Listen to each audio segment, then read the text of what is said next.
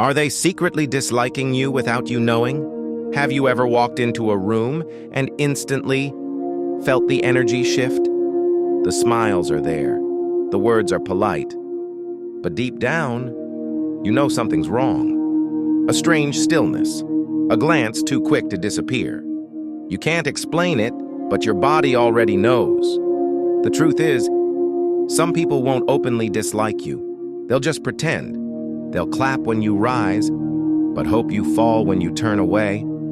And the scariest part?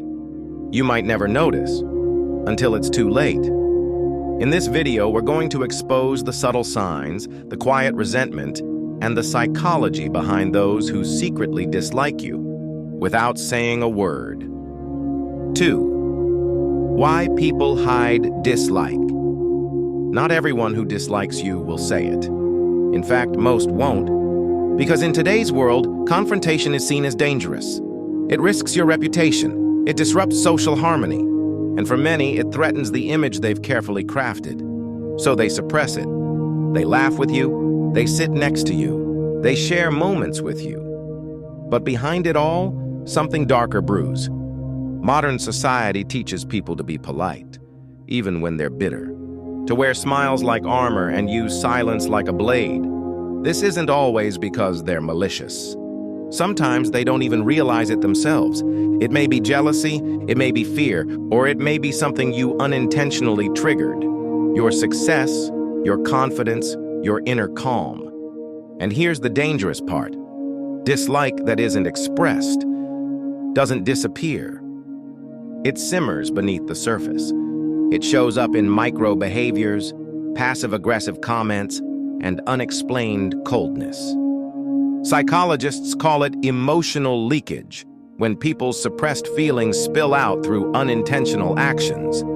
A sharp tone, a delayed reply, a subtle dismissal. Even the Stoics recognized this pattern. They knew that human emotion, left unexamined, becomes corrosive. Seneca warned, anger, if not restrained, is frequently more hurtful to us than the injury that provokes it. So when someone dislikes you but doesn't show it openly, it's not just confusing, it's dangerous, because you're interacting with someone who is both actor and critic. Someone who plays the role of ally, while holding private reservations. Someone whose true intentions are cloaked in courtesy, but poisoned by pretense. And unless you learn to read the signs, you'll keep mistaking performance for friendship. 3. 6 subtle signs. They secretly dislike you. When someone secretly dislikes you, they rarely announce it. They don't throw insults. They don't start arguments. They do something far more dangerous. They blend in. But if you look closely, they always reveal themselves. Here are 6 subtle signs that someone may be hiding their dislike beneath the surface. 1. They respond, but never engage. You send a message, they reply with one word. You share something exciting, they drop a nice or cool. But you notice, the depth is gone, the energy is flat, the curiosity is dead. They don't ask follow-up questions, they don't probe deeper, because their interest isn't real. It's rehearsed. You're talking to a mask, not a mind.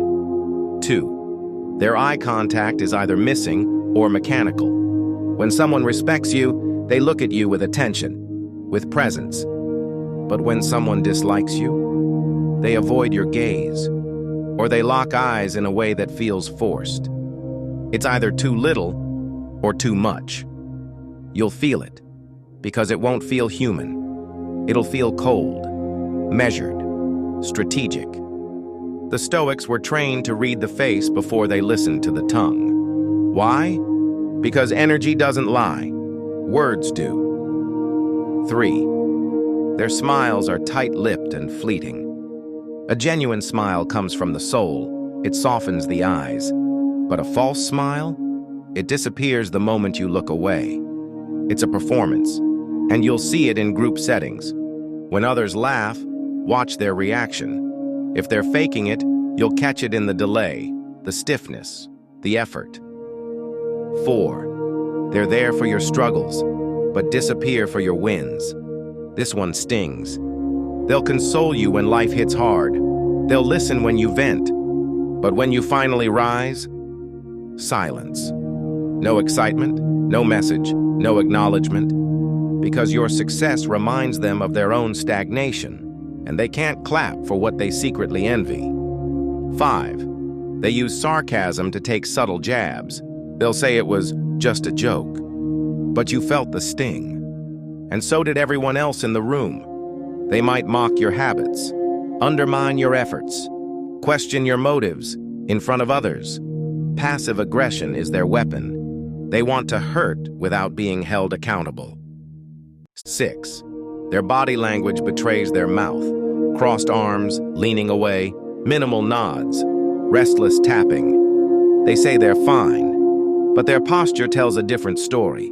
The body never lies. Now, one sign doesn't prove anything. Everyone has off days. Everyone makes mistakes. But when these signs show up consistently, you need to pay attention. As Marcus Aurelius wrote, "Never be surprised by the cruelty of man, only by your willingness to ignore it." You're not being paranoid. You're becoming perceptive, and perception is the first step to protection. 4. The psychology behind it. When someone secretly dislikes you, it's rarely because of something you did. More often, it's about what you represent. Insecure people don't dislike your confidence. They dislike the mirror it holds up to their fear. They don't hate your progress. They hate the feeling of standing still next to it. This is what psychologists call projected insecurity. When someone sees in you what they lack in themselves, ambition, calm, self-control, it threatens their ego. So they defend that ego by resenting you. But they can't admit it, because to admit they dislike you is to admit they feel inferior. So instead, they smile, they nod, and they bury the resentment under layers of fake support. This is why the most successful, peaceful, or self-assured people often attract hidden hostility, not because they've harmed anyone, but because they remind others of what they haven't yet become. Dr. Susan Krauss-Whitborn calls this the threat reflex. It's not rational, it's emotional. When someone feels overshadowed, their brain reacts defensively, often without their awareness. They may think, "Why does he always get praised? Why does she seem so calm? Why can't I be more like that?" But instead of learning from you, they pull away. They criticize from a distance. And in their mind, they turn you into the villain, just to protect their fragile identity. This is why Stoicism teaches us to expect resistance, not from enemies, but from the insecure. As Epictetus said, when someone provokes you, realize that the problem lies not in the person, but in your interpretation. But in this case, the provocation is silent. The battle isn't outside, it's happening behind the eyes of those too afraid to face their own reflection. So don't take it personally. And don't waste your time chasing their approval. Their dislike has nothing to do with your worth, and everything to do with their wounds. 5. How to read the room like a Stoic. The Stoics didn't just study philosophy, they studied people, because they knew what's unspoken often matters more than what's said. In a world of rehearsed smiles and polite betrayal, your ability to read between the lines is more than awareness. It's armor. Here's how to read the room like a Stoic. First, watch patterns, not isolated moments. Anyone can have an off day. A friend might be tired, a coworker might be distracted, but when someone consistently downplays your joy, minimizes your thoughts, or goes cold when you succeed, that's not a coincidence. That's a pattern. The Stoic approach? Observe in silence. Let repetition reveal the truth. Second, study behavior, not language. Words can be edited. Behavior never lies. They say they're happy for you, but look for the signs. Do they follow up? Do they show up? Or do they disappear the moment you're no longer struggling? Marcus Aurelius wrote, the soul becomes dyed with the color of its thoughts. And those thoughts always seep through behavior. So when someone's tone feels off, their energy is distant, or their presence lacks warmth, believe it. Third, trust your nervous system. Your body is more honest than your mind. Ever felt uneasy around someone without knowing why? That's not paranoia, it's intuition. Your nervous system picks up subtle cues, posture shifts, eye flickers, emotional temperature. Stoics call this impressions, initial sensations before thought, and they advised not to ignore them, but to examine them. If you consistently feel drained, small, or unsettled in someone's presence, that's a signal worth listening to. Fourth, detach emotionally from needing to be liked. This is the hardest part. We all crave harmony. We all want to be accepted. But the Stoic knows peace never depends on the validation of others. Seneca said, "We suffer more in imagination than in reality." And often, the fear of someone disliking us causes more stress than their actual behavior. So if someone is cold, passive-aggressive, or subtly hostile, don't beg, don't chase, don't perform. Observe, accept, adjust, but never contort yourself to fit into their insecurity. To read a room like a Stoic is to walk through life with stillness and vision, to recognize energy before explanation, to respect what's unspoken and guard your inner peace. Because not every smile is a welcome, not every handshake is a friendship, and not every "I'm fine" means there's nothing wrong. The more clearly you see others, the more confidently you'll move without them. 6. What to do when you know. So, what do you do when the signs are no longer subtle? When you've seen the patterns, felt the coldness, sensed the distance? What do you do when it's clear someone secretly dislikes you? You don't confront, you don't accuse, and you definitely don't seek revenge. You adjust. Step 1. Withdraw emotional investment. You don't owe your energy to everyone. Emotional maturity means recognizing who's safe and who's simply nearby. Stop oversharing. Stop expecting support. Stop confusing proximity with loyalty. The Stoics taught us to keep a tight circle around our inner citadel. Don't allow bitterness to live rent-free in your sacred space. You're not being petty, you're being wise. Step 2. Don't mirror their energy. When someone becomes cold, distant, or sarcastic, it's tempting to respond in kind. But remember, your character is yours. Their behavior is theirs. If you react with equal pettiness, you lose the very thing they envy, your calm. Seneca reminds us, the greatest remedy for anger is delay. So delay your response. Breathe. Stay centered. Let them sink into their own bitterness while you rise into self-control. Step 3. Use their behavior as information, not ammunition. You don't need to call them out. You don't need to prove anything. You already know the truth. You've seen what you needed to see. Let their silence speak. Let their absence confirm what their words tried to deny.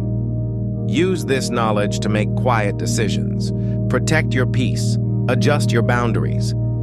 But never allow their silent resentment to poison your outlook. Step 4. Shift from attachment to awareness. Just because someone once mattered doesn't mean they always should. People grow apart. And sometimes resentment grows louder than connection. Don't mourn what never fully existed. Mourn the illusion.